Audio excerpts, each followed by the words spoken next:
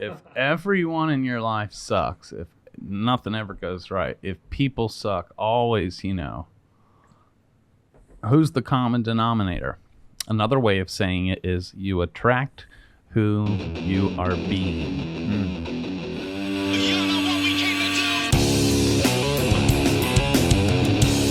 Brothers and sisters, we can't thank you enough for all your love, your support, and your faithfulness. It's been brought to my attention, if you really want to do something to bless us, to thank us, apparently simply hitting the like button on YouTube would be more impactful than what I ever knew, let alone subscribing to us on YouTube if you're not already. And then over on Spotify and Apple, please leave us a review. All of your listening and your comments to us mean the world to us. And do us a favor and just hit like on YouTube and leave us reviews on Spotify and Apple. And we're going to continue to serve you with our whole heart. Thank you so much. Hey, what's up, ladies and gentlemen? Hip and Mr. Matt Clemmer here again with another edition of the Tattoo Guardians podcast.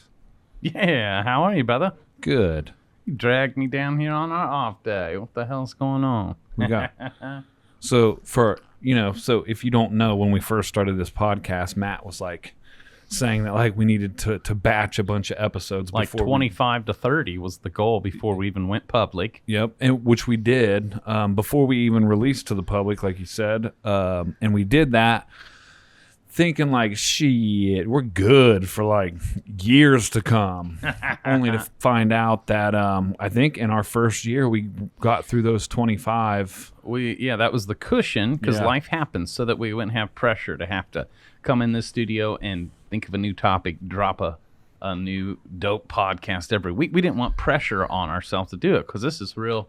We're supposed to come down here and be freed up and light with zero pressure. Mm-hmm. But life happened between me, between you, my personal life, between Josh, and we blew through that whole cushion. And you know what? Because when he did bring that up when we started this podcast, I remember listening to another podcast we listened to, James Wedmore's Mind Your Business podcast, and he was talking on it, and he's got another side hustle, which is Airbnbs, and he was like helping remodel the Airbnb, but he had locked himself in a big closet during the remodel and was batching episodes out of that closet. He was like, I think he was committing to 10 for the day. And the funny thing about it, the quality was real shitty. Mm-hmm. Almost like he just let go now, because he's a very successful entrepreneur. I think in his business does over 10 million a year, meaning so he's got the funds for the highest quality. And I kind of admired that, taking on imperfect action, that he even, like you said, locked himself in a closet and sounded real echoey, even though the content and the message was still powerful. But that was another lesson to me that, hey, not everything's got to be perfect and polished, which you guys all know. I'm still practicing acceptance and allowing that to flow. But go ahead. Oh, no, that's, You said his goal was to batch 10 in one day? Yeah, but he's by himself a lot of times. Plus, he's got many podcasts, and a public speaker, an entrepreneur, and everything. So he's pretty good at it, and he's very knowledgeable. And that was just me using the excuses like, yeah, but it's just him, so it's way easier for him to do it, which is just some bullshit. Because this isn't easy. It seems like it's easier. You think it might be easy. I thought it was going to be easy, and it's a little bit more challenging than expected. But and even if it was, or even if it is, we can think how something may not have to be difficult to go and do that thing once, maybe twice. I think where sometimes the challenge comes in, the consistency of doing that thing consistently over and over and over again at the same level of quality and commitment, if not higher than who we were before. I mean, we want to be consistent. Ultimately, the goal is always to be higher and better. That's right. Sometimes we take steps back, but like, Les Brown says, if you can look up, you can get up. Yeah. Yeah. So it hasn't been easy. No, it hasn't. It's been fun, and it's been fruitful, and it's definitely been worth it. Especially like when our listeners reach out or leave us voicemails or type us a message, talk about different topics and stuff, which we've recently been going over those and like so answering. so many of them don't, but then we run into them at shows and they come up and tell us, introduce themselves, and you all tell us firsthand, even though you've never written to tell us. But when we run into you at a show and you come up and tell us, and it's real fucking encouraging. And it's the reminder to us of why we even do this. Mm-hmm. Man, and it's good that you had brought that up because, well, we didn't know what we were talking about today. I kind of had an idea, and I talked to Matt a little bit about it. And I don't know if any of y'all are like this, but like my wife's read a book that talks about it's something shower time, and it's basically like when you take a bath. That's when we talk to ourselves the most. And it was basically like, that's the time you take to not tell and run rackets and stories and shit. Unfortunately, I forget that bit of knowledge when I'm taking a shower and I go ahead and run rackets and stories. And anyway, long story short, I came up with like a topic or something that we could at least start a discussion on. So in the past few weeks, as we've been answering your guys' comments and playing them on air to the best of our ability, we have, well, it has ignited. I've seen a common thread in a few of them. In the common thread, in some of those, and then in class at TBM, is like hearing things about tattoo artists like fucking people suck and not liking people or wanting to engage with people. So I just figured that was like something that like we start a topic on or get the ball rolling, because tattooing is on people. It's a people business. It is. You know, it's bigger than the tattoo. We tattoo artists, yep, we're in the people business. At the end of the day, tattoos do not pay you. People do. We're in the people business. Therefore, it's a big business. There's a lot of them. Man, and you have to, I can see both sides, right? Because like I was telling you before we started recording when I was driving up here, that you know, a lot of people, or at least that I've run into, are not a lot like you, Matt. And what I mean by that is you told me like your grandfather and your dad's side was like the acknowledgement king, always carrying conversations, would go out for a gallon of milk and come back 3 hours later for your grandma to be bitching at him why he took so long. Well, you know, he stopped and talked to this person, this person, and this person, and it's fucking awesome and it's amazing. And you have that quality and those attributes too with you, and it almost comes like a natural flow. Whereas like I enjoy people. I've never been an introvert, but to the level that you take it at too, I've noticed over time is like something that I have to like be cognizant of and aware of, and like put effort into it. Not saying that you don't. Maybe for you it's just it's more of a, I got it on autopilot. Yeah, where I have to like be aware and turn it on sometimes. Set the intention like on purpose. Be aware and be like, oh, there's people here and they, like me, are in their own heads. They may be nervous. They may be afraid, especially in your presence. Mm-hmm. And by you going, acknowledging them, and basically making them feel safe, is real important to be aware of and to get to do. You ain't got to, but to create a relationship, an atmosphere, a moment in that room of safety. Of, you know how, like we've said before, your two favorite people you'll meet your whole entire life are the people that are most comfortable in their own skin, and then the ones that are going to make you feel comfortable in yours. And especially this day and age, people are so quick to admit or take on labels, say, I am fill in the blank. I have anxiety. I've got social anxiety. I'm like weird around people, right? And people are quick to take on that identity and just put a big period at the end. That is who I am. And then that is their reality. Well, welcome to the human experience. We all are riddled with insecurities. We all have social anxiety in any social setting. Even a guy like me internally will face that battle. But something we also know is, like we've preached on here before, is you can lose yourself in the service of others. Right? And I always like to paint the analogy, like say a little kid walks in the room, or let's just say anyone walks in the room and you can tell they're especially into your tattoo shop. There's some universal languages. Like we can put on the TV right now and see someone get up on a podium in front of a microphone. We've never met them or talked to them in their life. We don't know them. But if they're nervous, we can tell it. And we don't even know the person, right? It's a universal language. If someone's afraid, most of us can smell it. Because we can relate to it. We know what that fear is like.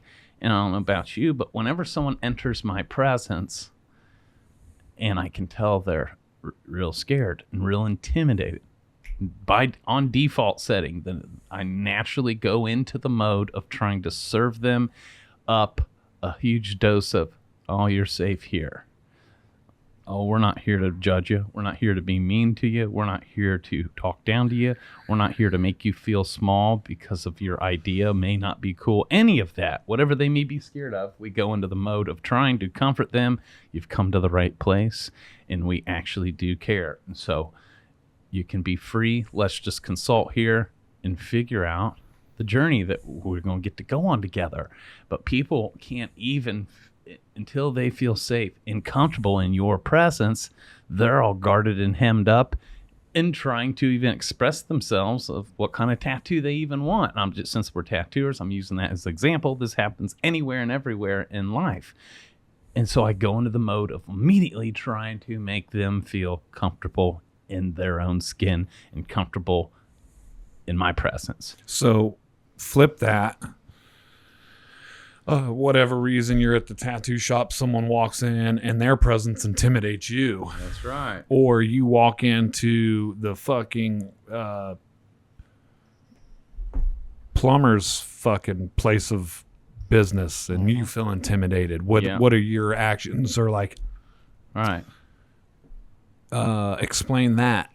Because, and the reason I'm asking that, one is to play devil's advocate, and two, like two of the people or a few of the people that brought up the topic about like hating clients and stuff like that, and a lot of times I get feedback from tattoo artists or like they're kind of like reserved or don't talk much, which there's nothing wrong with that. That's right. A lot of artists are that way. Right. Yeah. Except that like if you are not, okay, fuck the plumber's house. We're in the tattoo shop. You're the artist. Someone walks in that intimidates you.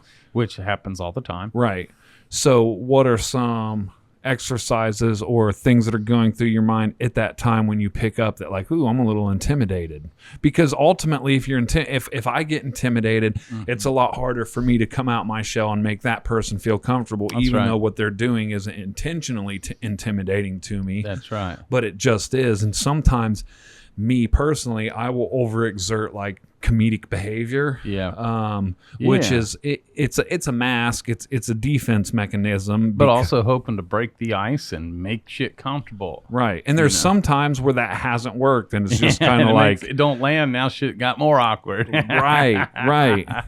But also the person that I'm trying to break the ice with may just be, I don't know, more classy or more mature about it and don't have any judgment towards me. Yeah. But the feeling, I can't shake the feeling. So what are some things that you do when you feel that approaching on you? Yeah. Well, a couple things here. Number one, this is a little bit of a side note, and I've said this for years. You never know where someone's at until they open their mouth.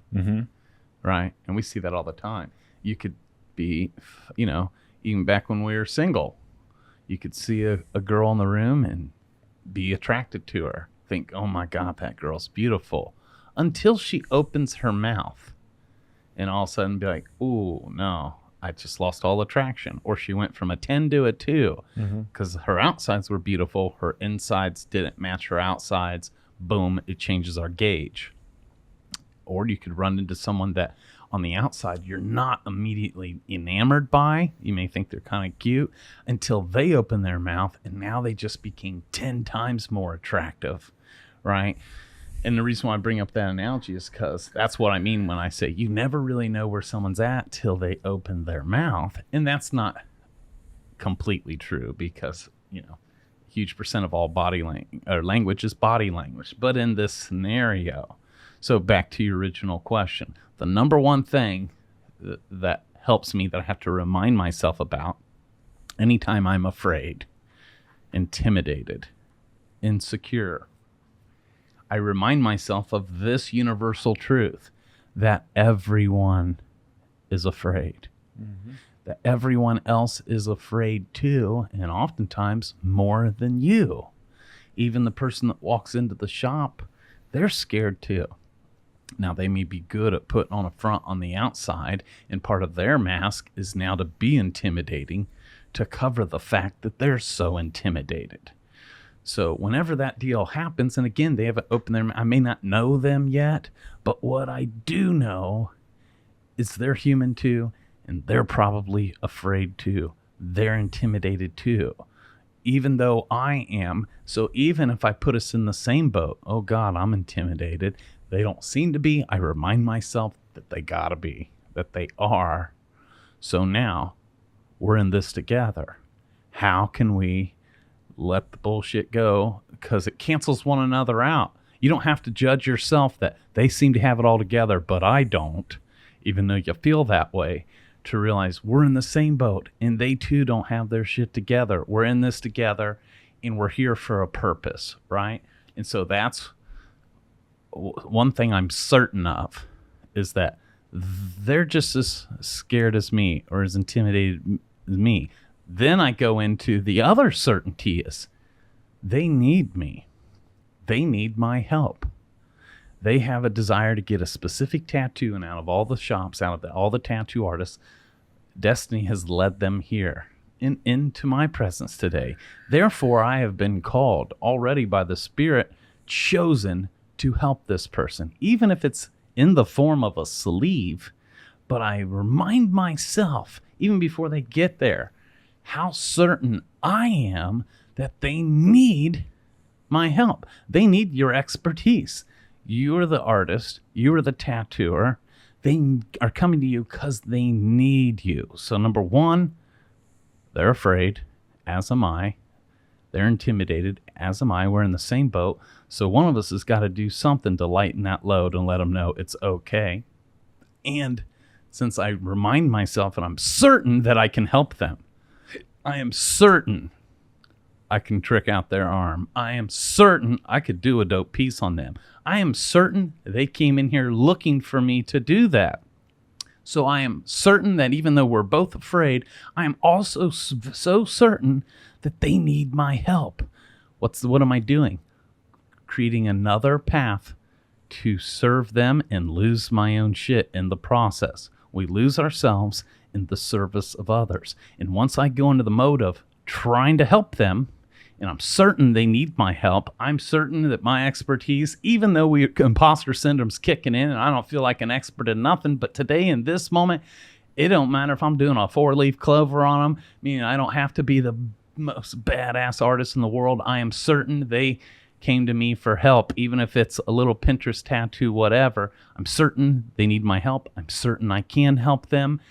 And by going into that mode, because they need my help, I'm going to help them, I start to lose my fear, because my focus is no longer just on me, my own shit, and my own fear, and making it weird about them and their fear. And now I'm just focused on fear, breeding more fear, right? I go through that in 0.2 seconds and go straight on to they need my help. And as ready or not, even though I don't feel adequate, I feel inadequate, I'm certain that this is a divine appointment. Here we are. It's 4 o'clock. And they're here right when I told them to be here, so that I could see how best I can help them. So those are two major ones that I do in my head in like 5 seconds or less. But what about if it's those sucky clients that just, people just suck, and it's one of those people, Right. What's the problem there? And again, I feel almost like I'm being the interviewer and you're the interviewee. Mm-hmm. And I think so much more what I'm trying to drive home, and I'll wrap it up near the end of the show, is like, and at least this is what I'm hoping you're going to say, is that it's not the fucking people that suck. Yeah, people suck. Some clients do just naturally suck. Absolutely. But ultimately, I've sucked a time or two in my life. Yeah. So in turn, that gives me some empathy and compassion, understanding why they suck, because I've sucked. It's just the human experience. But to say a statement like, all the clients around here suck, everybody wants stupid shit, I don't like people, what is that a direct reflection of? Who's the common denominator? Right?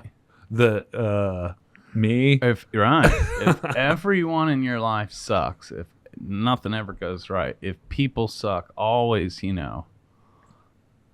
who's the common denominator? Another way of saying it is you attract who you are being. Now, I know this to be true, but I'm just trying to play the devil's advocate here, but I'm a pretty good dude. I do cool tattoos and shit. Yeah. I'm not being an asshole. They just come in, act an asshole to me. Well, we've heard things like everything is energy, right? Right. And so you got to know whoever's coming in from out there could be living and coming from totally different world and universe than the one you're in right now. It's like worlds colliding. Two different energies are showing up to meet. That's why I say whoever's the most certain will win, because it's up to us, even if we're aware and acknowledge our energy, their energy, where my headspace is at, where they seem to be at. So if I'm completely certain that I see you walking towards my door, great, here comes another fucking asshole, even though I got a smile on my face, but I'm certain you're just another fucking Chad or Karen, and you walk in the door, but you've had a couple bad experiences with tattoo artists, but you're willing to give them another shot. Let me go in here and check out and see what this vibe's like, because you're uncertain, but I'm certain it's instantly going to shift your energy to show me what I've fucking, what I've called you as being the asshole. It's instantly going to show up. Right. Well, and again, it's situational. In our house, we have all authority and control to almost set the pace of how this day's going to go, how this relationship's going to go on an energetic level. Meaning we can, for lack of better terms, curb other people's opinions and attitudes simply by who we're being. Back in the day, we were both raised by our mamas and our grandmamas, right? Now we both had dads in our life too, but mama and grandma raised us right, and at least raised us on a level of having respect for women.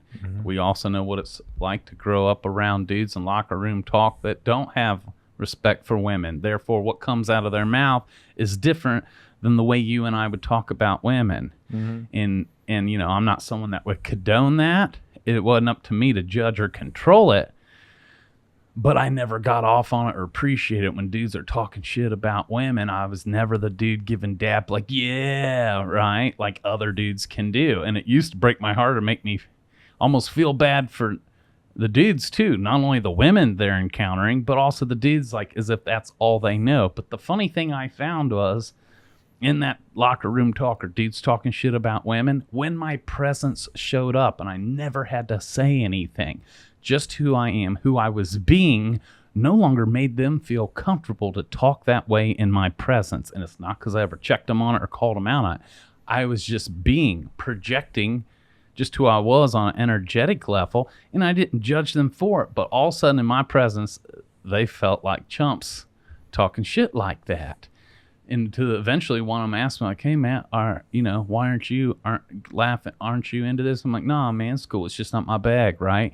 And they would almost put on their best behavior when I would show up. And this is just an example of everyone's got the ability to be an asshole on the inside of them, but everyone's also got the ability to be real cool. And I think the more we grow in our awareness, we have the ability to guide people in whichever direction, simply by who you're being once someone's in your house and they're comfortable, because a lot of that's mask, defense mechanism. Some dudes talk shit about women in the way that you like to try and joke. It's part of your mask. But when they feel safe enough to even drop their mask, and there may be an emptiness there, well, then who must we be? If I'm not going to be my shit talking whatever, if I'm not going to be an asshole, then who must I be, right? And that's why getting to the mission of what we're really here for is what can unite us on the design of their sleeve. And who we're being in that process, I think, is on the spot educating your client how to be with you. But we're the pace setters, because we know if a client comes in, they set the pace. Now they're in control. They're walking all over you. They might set the pace on when you take breaks. They might set the pace on your price. They might set the pace on all, and we know that's a no-no. Like, it's already on us from a business standpoint to set the pace. We can do it in love, but walk in a level of authority with the whole process of who we are, how we operate, the design, and to know who we are, to convey it to the client. So even on an energetic level of how we're being today, is important. And you're right. Maybe I'm struggling to teach this because it's just been on autopilot for so long. Well, and I don't think that you're struggling to teach it. What I was saying is, like, for someone like me who's had to, you say a lot of learning is remembering. So it's like remembering things that I heard along the way. So, like, when I first came to recovery, I know what integrity means. I know what communication means. But it wasn't until it was suggested to me to, when I see these words that I think I know what they mean, have a dictionary beside me and actually look up the Webster's dictionary terminology of what the actual word means to give you better understanding. So it's like, now I know these words, right? Because I know them, and it's not backed by the Webster's definition of them, but it's backed by the experience of applying it. Mm-hmm. So, things that just come naturally to you don't come so naturally to me. It's more of I have to be aware to implement it. Where to you is just, I just do this to everybody. Me, I just have. So, okay, here's a great example of so we were at the Akron Rubber City convention, and every time I took a piss break, and we'll probably talk an episode about this, but one of my biggest pet peeves is when I go to these conventions, all the fucking grown-ass fucking men that piss all over fucking toilet seats. Don't even lift the seat up and piss all over it. I can't fucking stand that. It just drives me nuts. Well, at Akron, there was this old man that stayed in the bathroom, and after you were done using the toilet, he went in there and cleaned it. I don't know if... Like a bathroom butler. Kind of, yeah. And I just told every time I see him, I was like, thank you. And something in me, and I didn't do it. I didn't obey, but someone was like, throw this dude $100, man. Yeah, right. Because he's cleaning up grown babies' fucking piss. Yeah. So I just didn't do it. I got caught up and forgot about it or whatnot. But right. And I don't know why I say all that other than because that comes natural to you. That's a new thing in my life in recent years. And recent years, I'm talking in the life of my communication with people, because it was just never on my radar to acknowledge the janitor that's cleaning up piss. Man, okay. Yeah, it's so weird to me. It's not. I guess I realize I pick up on people. I can even at times read people's thoughts, but I can definitely feel their emotions. I've never said I'm an empath. Speaking of pet peeves, in my experience, most people that say that are so self-absorbed on an energetic level. They're empty and are judging for you for the energy you're putting out, and they act like they care about you, but it's really because they need something. And they're always like, you seem a little off today. I'm an empath. But they're really almost saying, however you're showing up today energetically isn't filling my needs. And it comes across as judgment. But I'm going to say, I'm an empath. I can feel this. Are you okay? And that's a pet peeve of mine. So that's why I never say I'm an empath. I don't even know if I am one. What I do know is I'm very keen and sensitive and aware to other people's feelings and emotions. And I feel that's a spiritual gift that I have been entrusted with because I can be trusted. Right.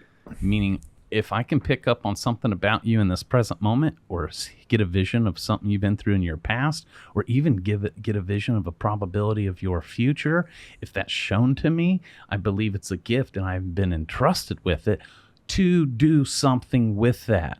Now, that's the other part of the dance. What do you do with that? Well, it's situational. Sometimes it may be for me to never speak on it and either pray for them or keep, stand the gap for them, stand for possibility. It's always different when I'm shown, but what I'm getting at, since I was a little boy, I was always picked up on other people's stuff. And somehow with that gift was implanted a degree of giving a shit and having compassion around it. So I've always been drawn to people, and I think I'm uber sensitive. Now, like you were saying earlier, some people are just yuck. Some people are just assholes. Some are Debbie Downers. Just because I love people, just because I'm concerned that I care, I'm human too, and some of them suck the life out of me. Some of them, I'll see them coming, I'm like, oh, protect myself, run, right? Right. So this isn't an either or of, you just got to love everybody to walk in this deal. No. Both happen. And you're a rare breed.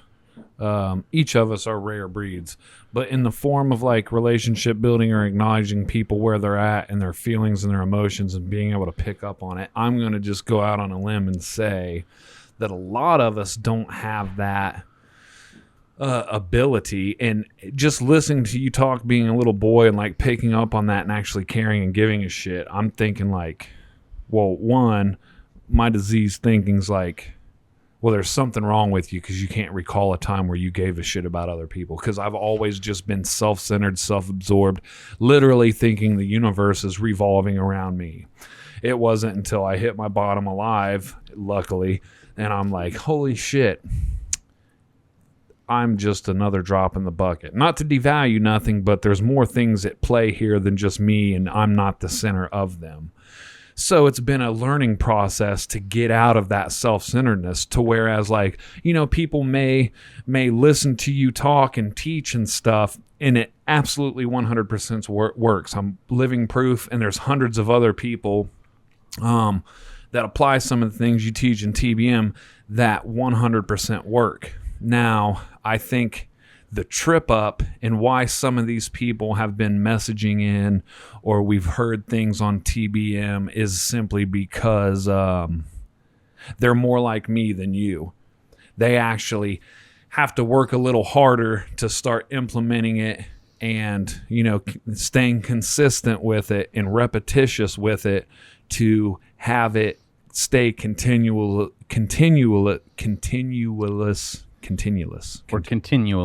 Thank you. To be like second nature. Right. Because I'm still applying it and forget. Because there's times where I'm like, oh, I forgot to give a shit. Right. We'll talk about simplifying it. We can just, the simplest bare deal of this is the golden rule.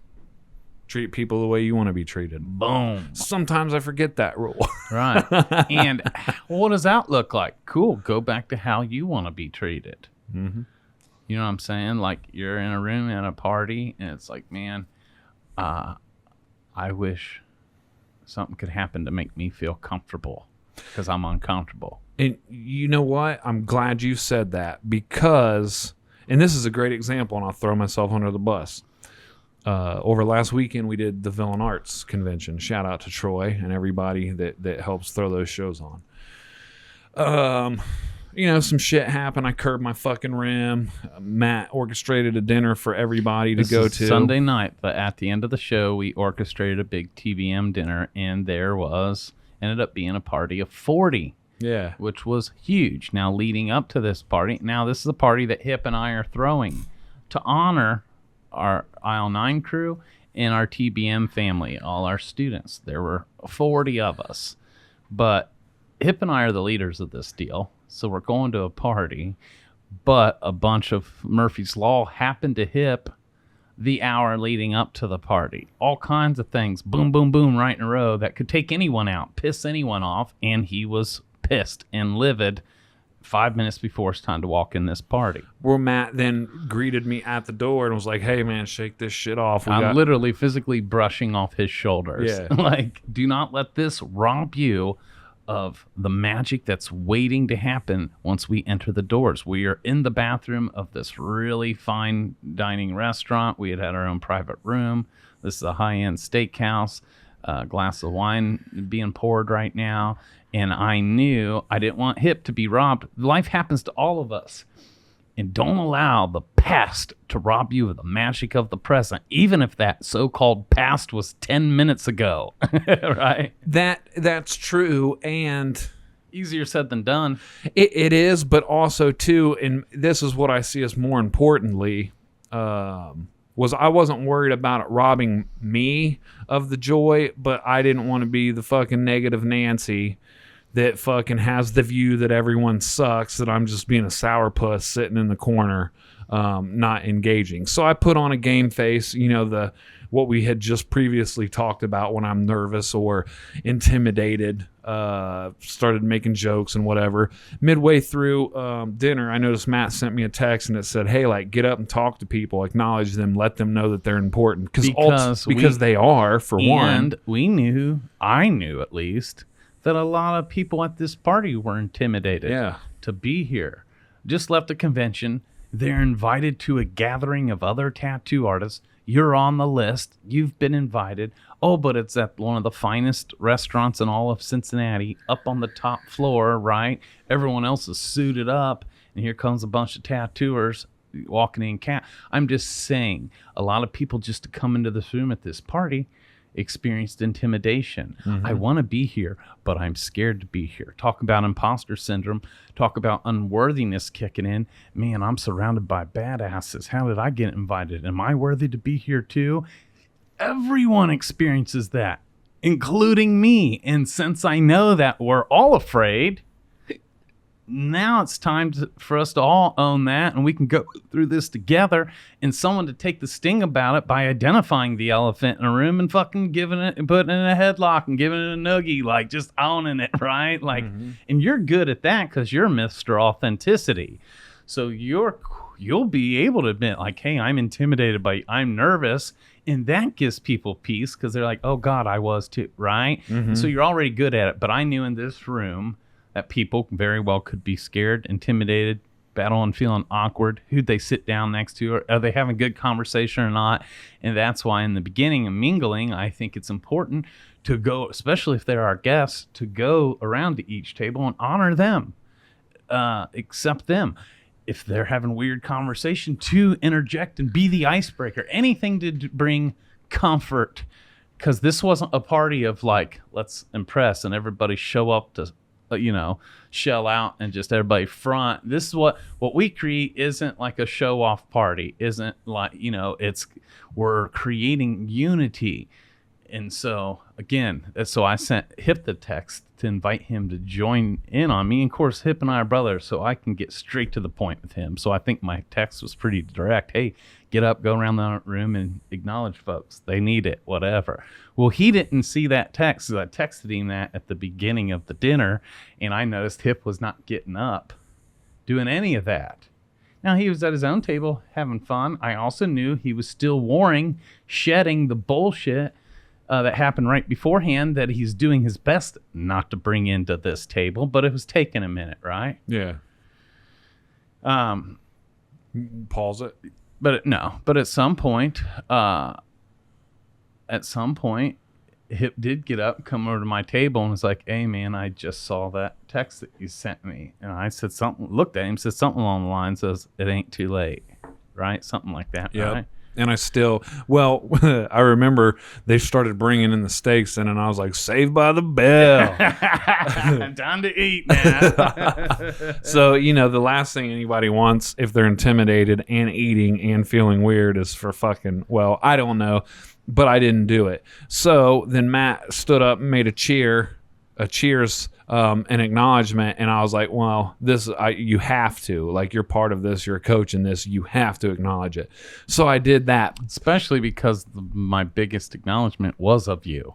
Yeah. Like I set the pace. I didn't want this to just be a gathering where we all have our face buried in our plate and we're just eating food and talk to the 3 people around us in a room full of 40 with 3.5 different tables, right? So again, so that this wouldn't be not wasted or in vain, but what are we really gathering for? It's not the menu. Right. It's Even more. though this was a nice. What do you say? It's not the food, it's the fellowship. It's not the food, it's the fellowship, right? Right. And so to set the pace to have a deeper and greater level of fellowship, but all unified versus this table having a conversation, this table having this table, because there was all of that. And I stood up to set the pace and open the floor up. And Katie makes fun of me for saying this, for a time of sharing, right? Mm-hmm. And I prompted everyone, if there's anyone in this room that's literally impacted your life, even if it was as recent as this weekend during at the show, and there's someone who went into mad service mode and helped you, if there's someone that's acknowledged you in this class and this program along the way, I know there are people in this room that have touched, moved, and inspired you in your life. And now's your chance to honor them and acknowledge them in front of all of us. Or you can share some of your best takeaways from TBM, or the most transformational moments where a light bulb moment, you had a breakthrough and you pivoted in your life or your career. What's one or two things that's really impacted you in this whole deal? Tonight's your chance to share. Well, even though I was setting that pace, it doesn't all of a sudden make people feel comfortable to just stand up and do that, right? But leaders go first, right? And so I went first. And so as an example, I acknowledged a few folks, and then it turned into, there are two guys, and I started with one in particular that's been by my side at day one. There are two guys in particular that was by my side when TBM was just a dream, when it was just an idea, when I was talking shit to me about even doing it. Has been with me all along. And from the moment I started TBM, there's one guy that's taken every class and has been by my side in the flesh through all the iterations of it, through the years of it, and it's been Hip, right? And so I acknowledged Hip in front of everyone. And then the other guy was Mike, because when TBM started, it was just me and Mike. Anyways, I acknowledged both those brothers, and it's not just that I acknowledged them, but it's how I did, and I did it with my whole heart, and that set the pace for someone else to chime in and be like, well, I'll go, and all you need is just to start that train, and it happened. Right. And so then I stood up and did that and made some acknowledgments, which is being of service to someone, because everyone likes to hear some good shit about them. Did that, and they all need to hear it. And at that point, yeah, totally, they did. But at that point, what it did was everything that was stewing that I was still trying to shake off completely dissipated, and it came from a lesson that I'm well aware of. Like, if you can't get out of your own head or out of your own way, get lost in the service of others. Did that, and it fucking worked. Who'd have thunk it?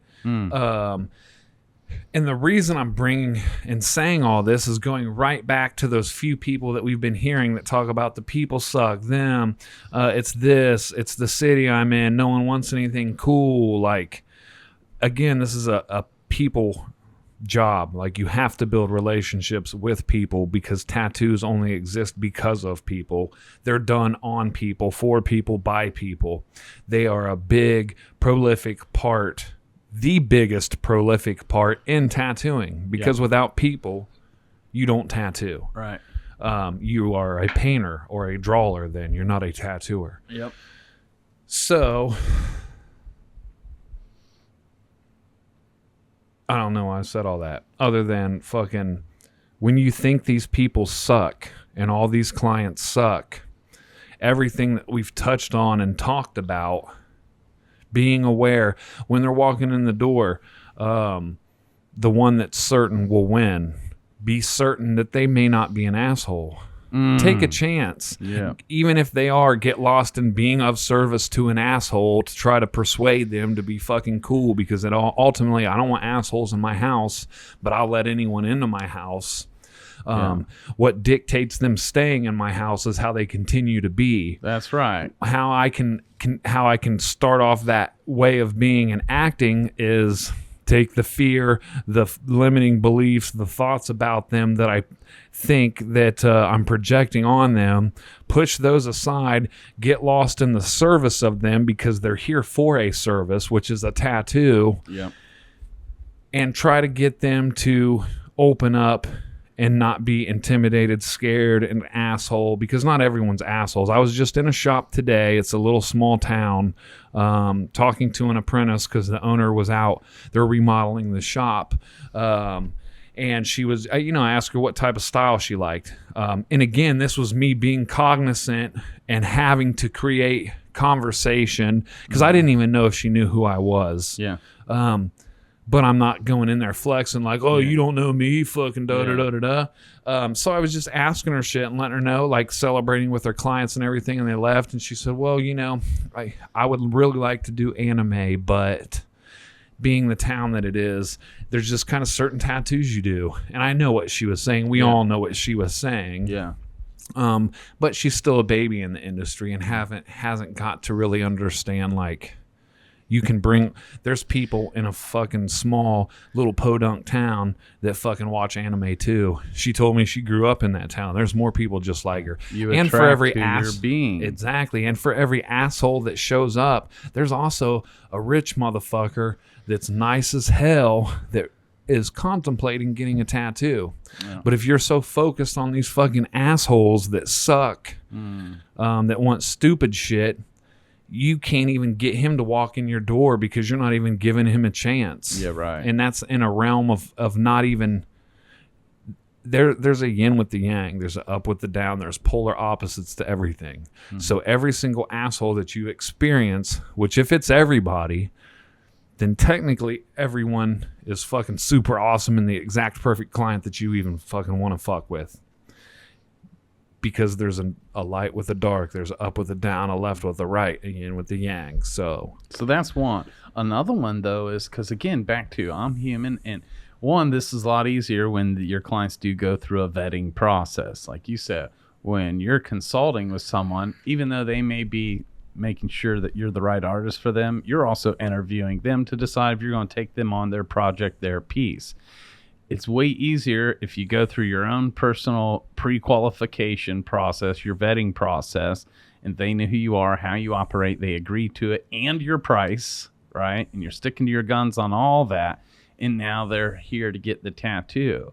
So it's already easier if you don't go into it that you've already sold yourself out by, like, not obeying if you see red flags and you're disobeying them, you're ignoring them. Then if you, like, let them haggle you on your price, now you're signed up to do a piece that you don't love on someone you're not into and not even for your real price. Well, now you've just already, like, fucked your future self. It was a setup and not on your team, right?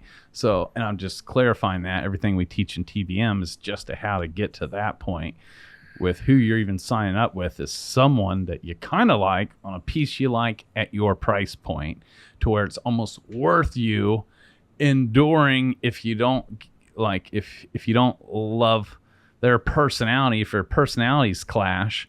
But if you're doing a piece on them that you fucking thinks dope and you're hoping you can pull it off, it'll be a nice addition to your portfolio and it's at a price point, then you're at least doing a dope tattoo for what you charge. Sometimes that alone will help you put up with their personality that you don't love. And even more than that, now you've got them in your chair and you've got a chance to help, like, continue being the authentic person you want to be. And maybe when they chime in with some of that bullshit, you just don't give it any fucking energy. Right. And they learn and pick up on an energetic level that, like, kind of like the kids in the locker room. Yeah. Oh, I need to be on my best behavior around this dude because he just ain't down with this bullshit. And most people want to be. Most people want to be down and are looking to you to set the pace on what's cool, what's not, because ultimately they want to be down. And most people want you as their artist to be down with them and into the piece. And they don't want to, like, contradict that or counteract that. But it's up to you to set the pace on what's cool, what's not, when and when not, all of that. Number two, though, on that deal, because I'm human and I'm guilty of signing up for a piece with a personality that I don't care for. Could even be like oil and water. Even though I love people, internally I could be thinking, man, this person wears me out. I ain't even got the stencil on. They've already fucking drained me. Right? And now that could be a huge uphill. That's when I check in with myself. The tattoo isn't even started, and I've already given enough of my power away to make this person take me out. And that's where I got to make a new decision and a recommitment so that the rest of the day doesn't just seem like a huge uphill battle. And so I go into the mode of trying to be a certain way that I almost want them to kind of align with so that the rest of this day is palatable, right? But there's another thing here. Let's say if I prejudge and think, in this just example, if I think, man, this dude's a tool. This dude's just straight douchebag, whatever. We're all guilty of having those thoughts. I love it when I'm wrong. And I tell myself I am, even if, because you've met a mutual friend of mine recently and you were like, man, he's a douchebag, right? Because he is, right? But is there any redeeming qualities about him? Oh, yeah. Is there something about him that he's actually really talented at and gifted? So gifted at, it almost doesn't make sense that he's such a fucking douchebag in all these other areas because he's so good at that one thing. And what I'm getting at is even people you don't think have anything to offer you, you're usually wrong. It's just taking the time to look deeper to find it. And when someone's wearing me out, then I'll go into asking them certain questions. I'm trying to find something about them or their story or their past or something that they've been through that's mind-blowing or amazing that causes me to have more respect for them. Like, even though I didn't care for their personality or this dude was a total douchebag, did you know that he went and did this when no one else would? Did you know that he's really gifted at doing this? And it's mind-blowing. It don't even make sense, but he is. And there's a part of him and his story that I'm really admire and I'm really impressed by. And so that's the identity in him that does do something for me that makes me have compassion for him and some level of respect, even though there's all these other things. And what I'm getting at is everyone has a gifting or a story, something they've been through that you would never guess, that you would never know, that is going to be real shocking, admirable, or impressive to you. And it's just finding it. And that's what I mean is I love it when I'm wrong. If I decide someone ain't shit, then I go digging because I know there's got to be something about them that's real fucking cool. We just need to find it. And sometimes I'll spend the tattoo session looking for it. And if and when I find it, it helps me endure them. You know what I'm saying? And that's just keeping it real. You know what I'm saying? But for some people, that sounds exhausting, maybe.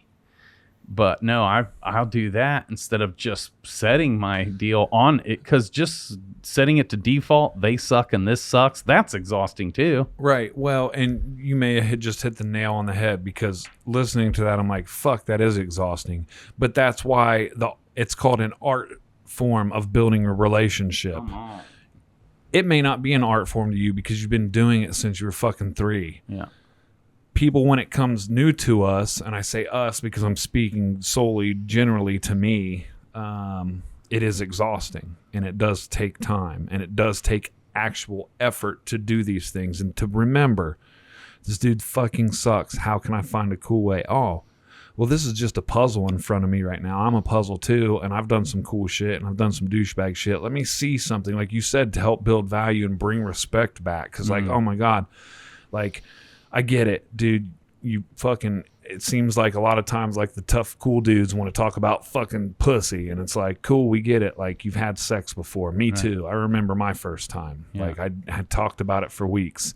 But it's like, that is so, that's just one thing that's draining. And it's like, you know, you're fucking, yeah, I'm 41 and you're the same age as me. Like, you shouldn't be talking about this like it's fucking the coolest shit since sliced bread. Like, it's cool. Don't get me wrong. I'm not saying it ain't. But is that all you got? Right. Right. You know, but that's where it's up to us, even if it's asking better questions. And you can ask guided questions to lead the conversation or lead your client away from wherever the attention's at, way over to another land that you would rather their attention be, by asking guided questions. But in that name, we can give them a simple framework, because, again, if you're an artist, it's like, I don't even care. I don't even want to do any of that. I just want to focus on my piece. And we get it, right? And there's ways to create that relationship too. Meaning like, just because you can does not mean it's easy, you know?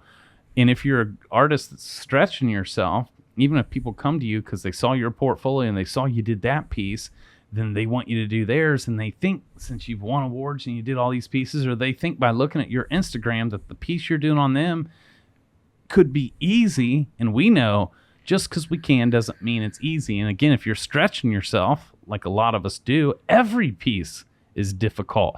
Every piece, we did a design that's stretching us to where we know if we pull this off, it's going to be bitching. But that's sometimes a big if. Right? And so sometimes to build value in your piece is to authentically share that with your client. And I'll be like, look, just because you see on my portfolio and stuff, just because I can do that doesn't mean it came easy. And sometimes I can talk while I tattoo, but your piece is such a stretch and it's going to take all of me. Now, obviously I wouldn't signed up for this if I couldn't do it. But just because I can doesn't mean it's going to come easy. And I just got to be honest with you right now. I'm going to have to go into my zone, at least for the next few hours. If you want to put your earbuds in and watch something, listen to your own deal, I've got to go into my zone. I'd love to continue talking to you, but this piece right now is so technically challenging. It's going to take all of me. And I'm going into my zone. I'm going to battle here. Now, I'll come out and check in with you, but I need you to find your happy place. Feel free.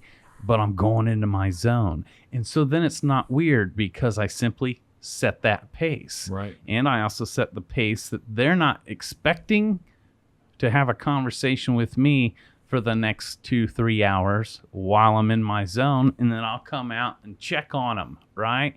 And I'll give them check-ins. I'll come out and be like, man, this is already coming along nicely. This is taking all of me. But I just want to report to you, we're fucking kicking ass here. You doing okay? Okay, good. I'm not out of the woods yet. I'm just checking on you. I'm going back into my zone. You're doing great, by the way. This is turning out wonderful. I'll see you again in an hour. Brr, I put my head back down, right? Whatever I can to communicate, but they're putting respect on that too. Now it's not weird that we're not talking because I told them who I am and what I need today to operate, because ultimately they want their piece to turn out amazing. Right. So if I tell them, for me to make it amazing today, it's going to have to take all of me and I can't talk. When I get to a point where it's easier flowing, then I'll come out of this and we'll have banter, right? So again, there's so many ways we can create and set the pace with what we need. And I really will do that when I need to go into my zone. Have I ever been known to do it when I didn't really need to go into a zone, but this person was wearing me out and I didn't want to hear 40 more stories that seemed meaningless? Then I may pretend I need to go into my zone to protect myself from them making me an emotional trash can for the day. Right. Whatever the case may be, but this is where we can still set the pace. But what is our basic framework that we can give anybody 3 questions to ask to at least prompt these discussions? And so before I answer those, yeah. I'm glad that you pointed out people that may be more introverted, because there's nothing wrong with that. But even though you're introverted, you still have to communicate. So if you're not a talker and you're introverted, communicate that shit on the front end. Let them be at peace, because I've been tattooed by people that are introverted and I didn't fucking know it. And I feel like I'm almost offending them by talking to them. Yeah. So I just shut up. Now I'm in a fucking weird place because you didn't communicate to me that you're not much of a talker and you just like to do your work. Right. Totally fucking cool. Hey, I got a TV hanging back here. I don't really like to talk much. I'm kind of weird about it and shy in a way. So feel free to like click through the channels and watch this. I'm going to blaze out your tattoo. Which is a great way to communicate on the front end, because either way it's communicated. It's always got to be on the front end, at least in my experience. Well, but guess what? The people that don't, they're communicating it just in a way that doesn't make you feel good. Like people are trying to engage and they're just like one word answer, like yeah, no, and they're like they're in their own way communicating to you. I don't want to fucking talk to you right now, but you made them learn the hard way, which made them feel small. But if you just say it on the front end, then they don't have to feel small about it because they already know what it is. Now, let's say some of these people that I chose, that I kept hearing this repetitive engagement about how clients suck. Maybe you forgot to communicate on the front end and put that out, and now the clients feel fucking weird. So in turn, you're actually turning away the thing that you want the most, which is the cool client. But back to your question, the 3 things that can help even just spark a conversation if you choose to and you're not introverted, or if you are introverted, either way, is where you been, where you at, where you going. That's it. That's the 3. It's a framework. That can take an entire session. Entire session. You can ask your client those 3 basic, their past, their present, their future. Man, where have you been? Where have you come from? Like, what's your story? Where are you at today in your story? And where are you going? And those are open-ended questions. Most people like talking about themselves. Fuck yeah. And it's funny because there's been times recently where I've asked the first question, where'd you come from? And they start telling me about it. And then they reiterate it to me. Well, what about you? What'd you do before tattooing? And it's funny because then it opens up my comedy. Yeah. And I'm like, heroin. And they're like, huh? Yeah. And I'm like, well, yeah, not no more. But yeah, I was doing heroin before I was tattooing. Right. And they're like, oh, okay. But then that starts a whole funny banter going back and forth. Yeah. And it happens quite frequently because, again, people do like to talk about themselves. I myself like to hear myself speak. I'm actually one of the communicators that likes to communicate. And really, I'm not a good listener because I'm just listening for you to stop talking so then I can talk, which is a self-centered thing I'm aware of, working on it. So please give me space. I'll get there. But yeah, those 3 things can take up an entire day. And this helps for those of you that realize or that have the story or the racket that I'm just not good at talking to my clients. I don't even know what to talk about. And again, the quality of your life often comes down to the quality of questions you ask, even asking your clients. And if you don't want to be the entertainer, you don't want to talk like I myself personally, even though most people like talking about themselves, for whatever reason, I always hate being interviewed. I hate it when people want to ask me 50 questions about my life, about my hair, right? But I give them the room because everyone wants to know. I've just noticed there's something with me that I'm like, oh God, and so I learned early on, if I didn't want to be asked 101 questions, I need to beat them and turn the questions on them and then let them tell me all about them. Regardless, that's why we're the creators. This is your house. This is your tattoo chair. This is your setup. This is the time that you picked for the appointment at the price point that you picked. This is your layout. This is the way you're doing the light source. You are the creator, and it doesn't stop with your tattoo. It continues on in the relationship. Who are you being, right?